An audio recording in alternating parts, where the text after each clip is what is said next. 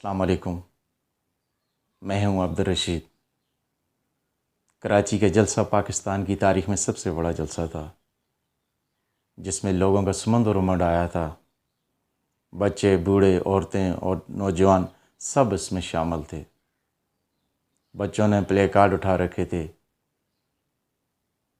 بوڑھے مرد اور عورتیں ویل چیئر پر جلسے میں شرکت کے لیے آ رہے تھے۔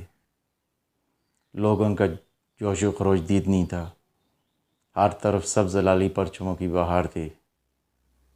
لوگ امپورٹڈ حکومت نامنظور اور امریکہ کا جو یار ہے، غدار ہے، غدار ہے کے نعرے لگا رہے تھے۔ سب کا یہ ماننا تھا کہ یہ حکومت امریکہ بادر کی مدد سے اقتدار میں آئی ہے، جس کا مقصد ملک کو اندر سے کمزور کرنا ہے، جبکہ ہم ایسا نہیں ہونے دیں گے۔ ملک کی سالمیت، خود مختاری اور حقیقی آزادی کے لیے آخری دم تک لڑیں گے۔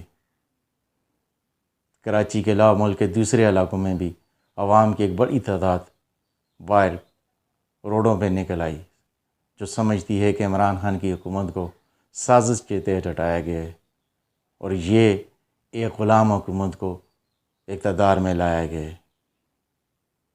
ہم بیرونی مداخلت کو قبول نہیں کریں گے۔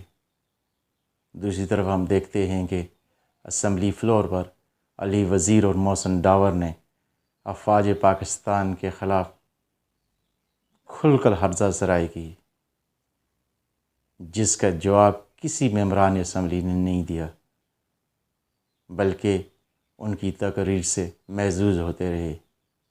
یہی امریکہ کی چال ہے کہ پاکستان کے اداروں کو کمزور کیا جائے، لیکن 22 کروڑ عوام ایسا نہیں ہونے دیں گے، کیونکہ پاکستان بھی ہمارا ہے اور افواج بھی ہماری ہیں۔ ایسے دستور کو، صبح بے نور کو ہم نہیں مانتے، ہم نہیں جانتے۔ پاکستان زندہ باد۔